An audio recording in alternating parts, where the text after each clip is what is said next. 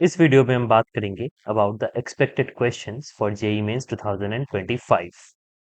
तो this is going to be a very different video, so इस video के लिए प्लीज बी अटेंटिव और जितने भी नोट्स हैं, जितने भी इंपॉर्टेंट पॉइंट्स हैं, उसको ध्यान से देखिएगा। कंसेप्ट्स, एग्जांपल्स और पीवाईक्यू सब कुछ डिस्कस होगा और एक्चुअल में कौन से क्वेश्चंस आपके आएंगे वो भी मैं डिस्कस करूंगा। सो पे अटेंशन। तो ये एक छोटी सी लिस्ट है which is going to state हम इसमें क्या डिस्कस करने वाले हैं इस वीडियो में। So we are going to take three topics because I'm sure about this three topics और इन topics में से क्या क्या आएगा I haven't analyzed further but I wanted to share it as quick as possible. तो differential equation में as per my research integrating factor, variable separable method and Leibniz rule से questions आएंगे। एंड ये तीनों चीजें क्या है, बहुत आसान चीज है, बहुत ही सिंपल है और इस वीडियो में आपको और भी क्लियर हो जाएगा ये कैसे चीजें आपको कैसे सॉल्व करनी है। So I will talk about that as well. Binomial theorem में the questions would be usually from finding coefficients. तो आपको एक लंबा सा एक्सप्रेशन है and then you have to find coefficient of some x term, x to the power 20 30 like that inside from that whole expansion or maybe product of multiple expansions। एक बहुत common question है independent term का। So this independent term is a very very important topic and this comes in many forms.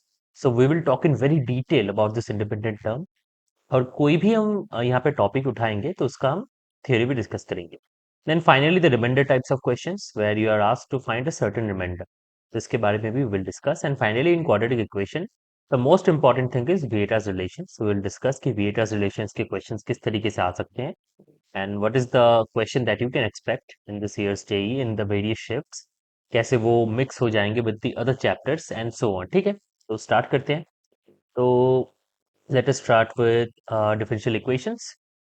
तो the first one is integrating factor, right? तो पहले हम जानते हैं what is integrating factor। तो एक नॉर्मल इक्वेशन में तो इसमें जो कंसेप्ट होगा वो कैसा होगा। फर्स्ट आप देखो कंसेप्ट जो है इसमें, आपको एक इक्वेशन पहले बनाना होगा which looks like this, dy by d x plus some p into y is equals to some q। ऐसा आपको एक इक्वेशन बनाना होगा एंड ये जो p और q है this are going to be functions of x। तो मान लीजिए this is not going to be symmetrical, ठीक है, लाइक y और x है, इसका जगह पे लाइक p और q हो सकता है, z और w भी हो सकता है। The important thing is differentiate हो रहा है किस वेरिएबल के रेस्पेक्ट में, x के रेस्पेक्ट में। So we are only going to focus on x and वो जो p और q है वो होगा उस वेरिएबल का कोई एक function, which means in this case dy by d x है। तो यहाँ पे y का कोफिशिएंट जो भी है that will be a function of x और राइट हैंड साइड में जो भी बचेगा that will be a function of x as well. जब भी इस फॉर्म में आपका इक्वेशन आ जाता है इसको हम कहते हैं लीनियर डिफरेंशियल इक्वेशन और इसमें से निकल के आता है एक इंटीग्रेटिंग फैक्टर जिसको हम कहते हैं आई एफ। ठीक है, और ये जो आई एफ है this is basically e to the power integral of p d x.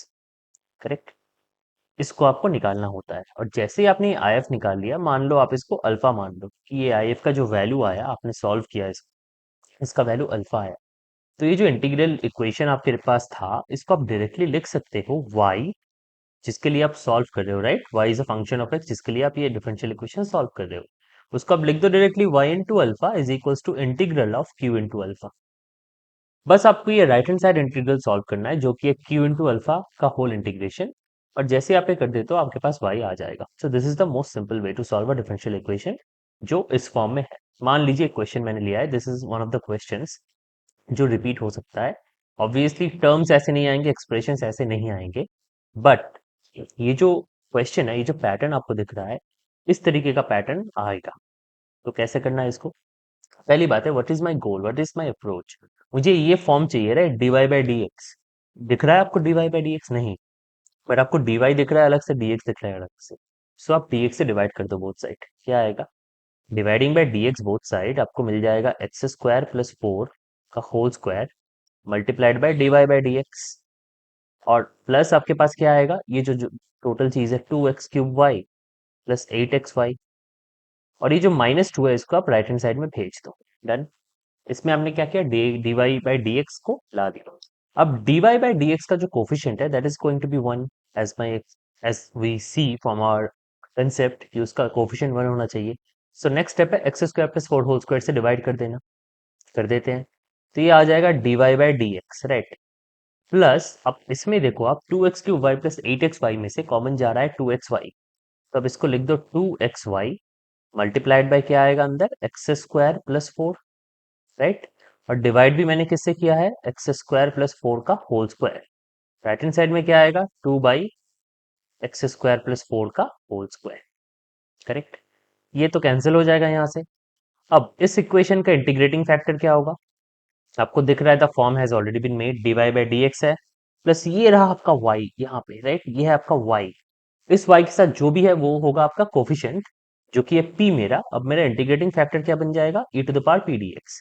तो मैं यहाँ पे साइड पे करता हूँ इसको, e to the power integral of 2x by x square plus 4 dx। Total solve करेंगे तो टाइम जाएगा, सो ये सिंपली क्या हो जाएगा, ये बन जाएगा e to the power ln of x square plus 4, आप कर सकते हो इसको, जो बन जाएगा एक्स स्क्वायर प्लस 4।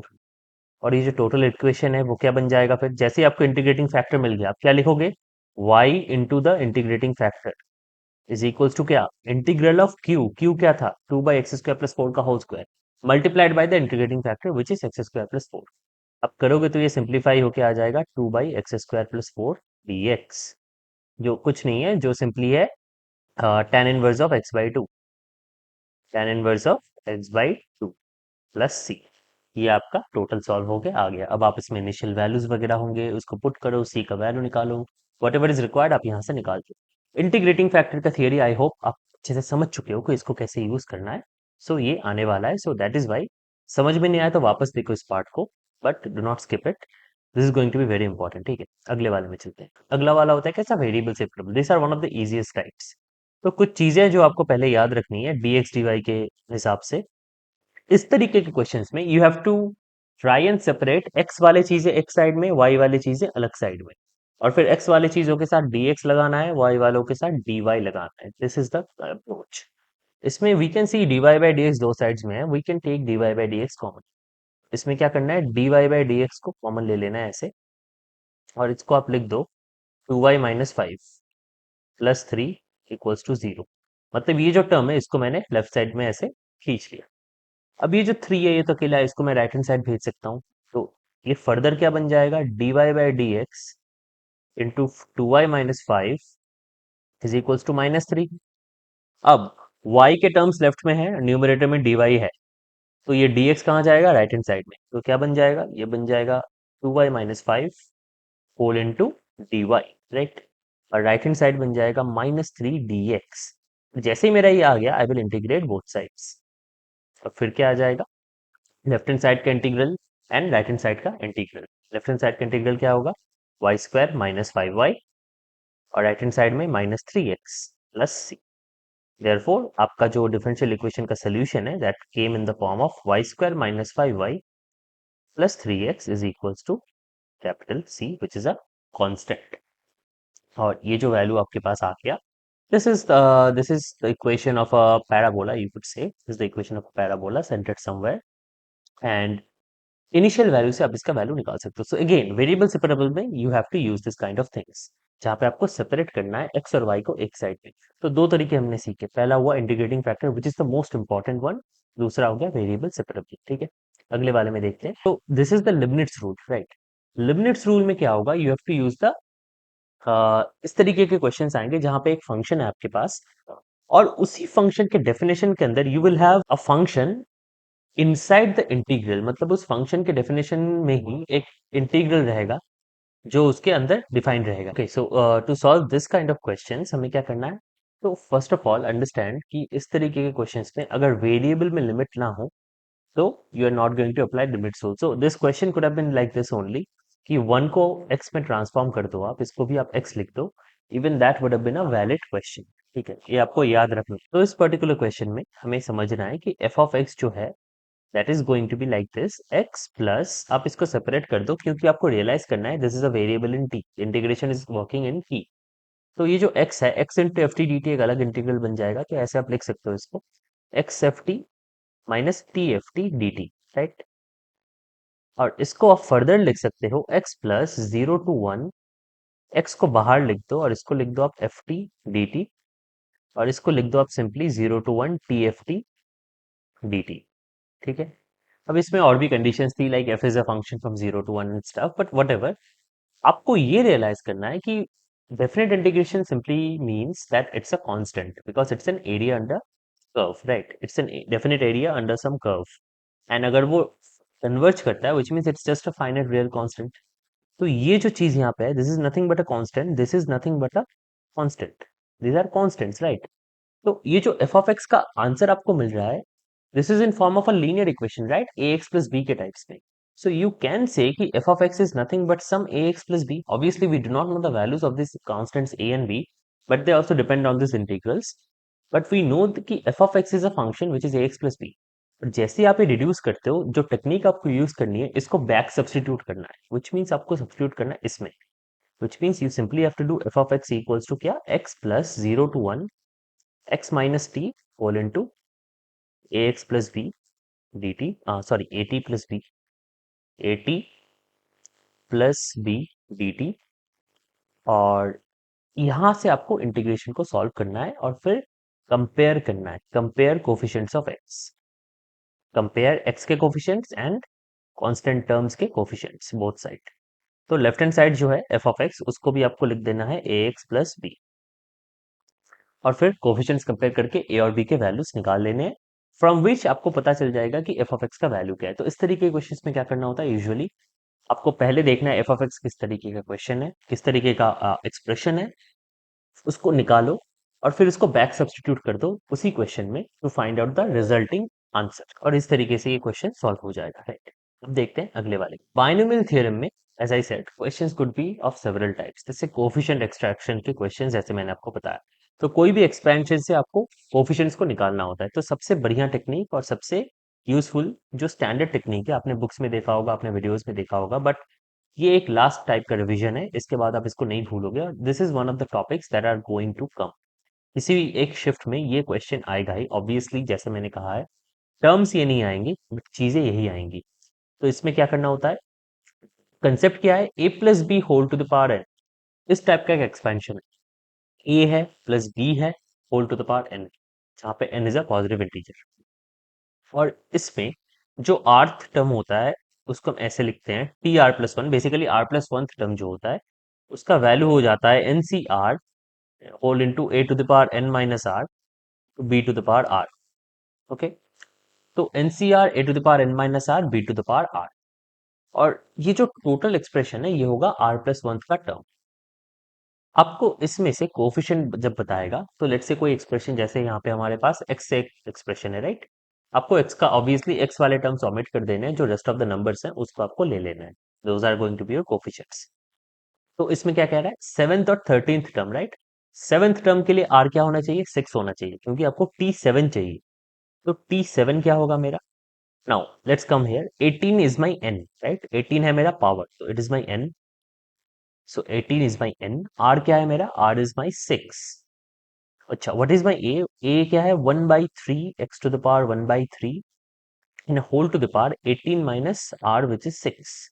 और लास्टली मेरे पास है 1/2 into x to the power 2/3 whole to the power 6, correct? ये आपका T7 है। एंड देन फाइनली आप अगर T13 चाहते हो, तो आपको R को 12 बैठाना है, which is again similar, 18C12 1/3 x to the power 1/3 whole to the power 18 minus 12 whole into 1/2 x to the power 2/3 whole to the power 12। और यहाँ से आपको कंपेयर कर लेना है, बिकॉज यू नो कि इसके जो कोफिशिएंट्स होंगे, द कोफिशिएंट्स मीन सिंपली वो टर्म जो एक्स में एक्स से इंडिपेंडेंट हो, राइट? तो वो टर्म्स आपको निकाल लेना है, आपको दोनों में देखना है कि एक्स एक्चुअल में वैनिश हो जाएगा, whatever real numbers you have those are going to be your n, m n n. So 7 वाला ये बन जाएगा एम, और ये बन जाएगा एन, और ये फिर आपको n by m whole to the power 1/3 निकाल देना है। So important thing is you remember t r plus one, और उसको मैनिपुलेट कैसे करें, कहाँ से एन निकाले, कहाँ से आर निकाले, and that r is always going to be one less. Binomial theorem में we have independent terms, right? This is one of the most important questions. Independent term जब आपको कहा जाए, अगेन आपको सेम कंसेप्ट यूज करना है, which means आपको T r plus one निकालना है। इन दिस केस अगर मैं देखूं, रूट ए एक्स स्क्वायर है 1/2 एक्स क्यूब, ये मेरा ए और बी है, right? This is my a, this is my b, and this is my n. और कह रहा है कि द इंडिपेंडेंट टर्म इज 105, फिर ए स्क्वायर क्या होगा? तो एक माइंड मैप, एक रोड मैप बनाओ इस क्वेश्चन का। ऑब्वियसली इंडिपेंडेंट टर्म निकालने के लिए you first need which term is the independent term और विच टर्म्स आर इंडिपेंडेंट टर्म्स। तो एक जनरल टर्म है, उसको आप पहले लिखो। तो जनरल टर्म क्या होगा, 10 CR रूट ए एक्स स्क्वायर का पावर 10 - R, और फिर 2x³ का power -R। Why am I saying -R? तो ये R होना चाहिए, बट 1/2x³ सिंपली होता है 2x³ whole to the power -1, which will make it -R। Correct. तो इसमें से आपको सिंपली 10 CR लिखना है, एंड फिर a को लिखना है a to the power 10 - R/2, क्योंकि a to the power half है।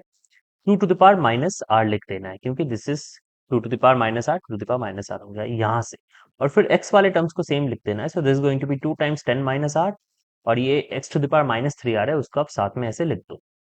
और फिर ये जो पावर है आर का, एक्स का, उसको आप जीरो सेट कर दो। यहाँ से जो आर के वैल्यूज आएंगी, those are the values of r for which ये जो एक्सप्रेशन है इसके टर्म्स में एक्स नहीं रहेगा। ऑब्वियसली जो वैल्यूज आएंगी उसके लिए एक्स का पावर जीरो हो जाएगा, सो बच जाएगा ये।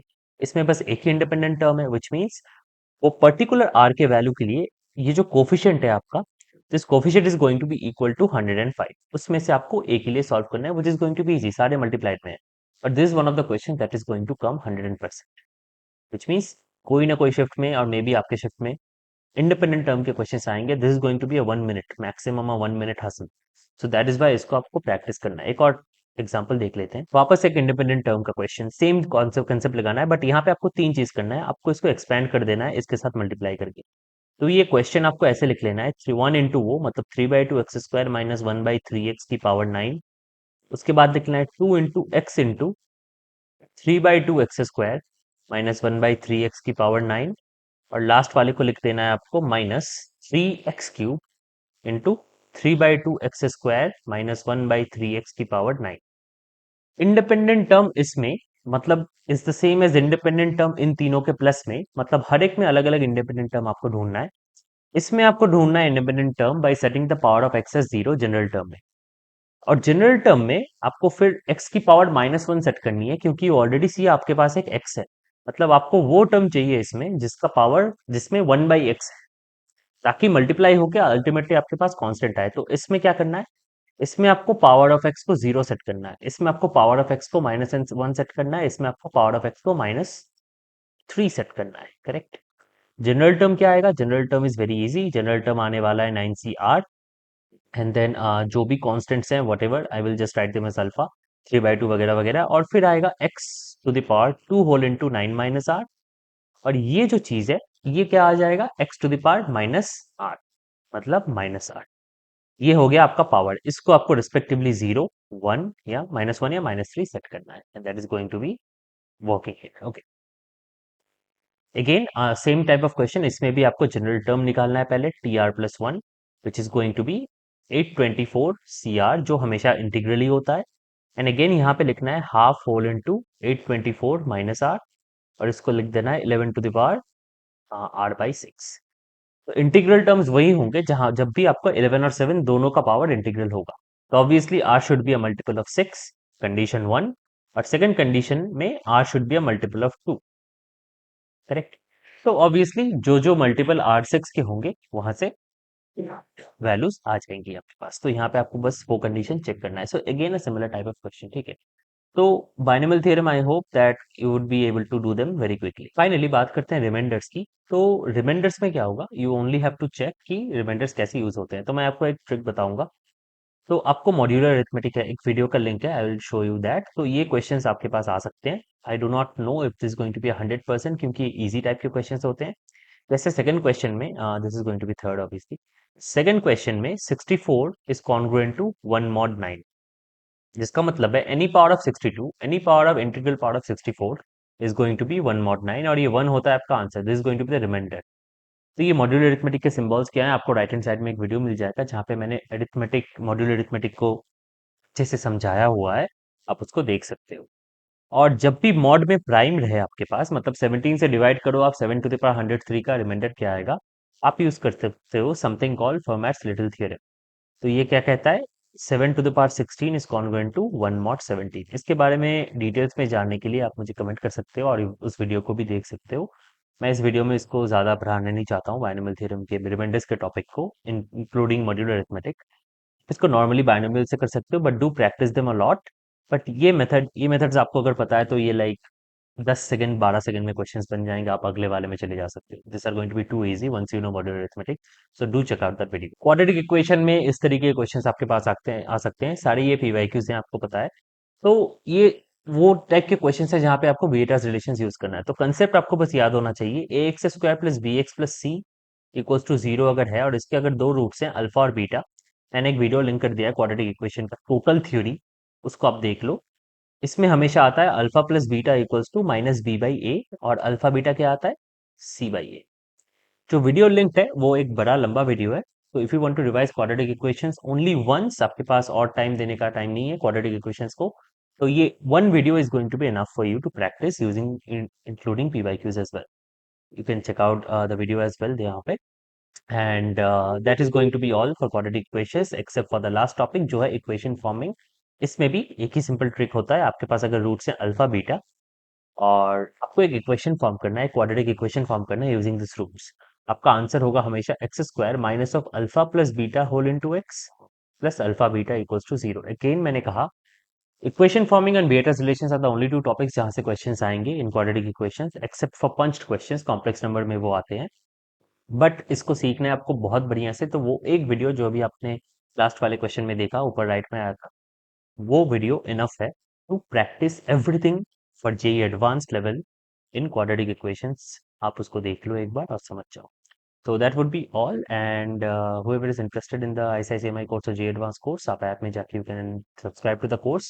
आप पिछले कोई सेशंस मिस भी नहीं करोगे, क्योंकि all everything is available as well recorded में भी, जो पहले हो चुके हैं लाइव सेशंस वो भी। And lastly, best of luck for JEE Mains. Let me know if there is any more help I can do. Thank you.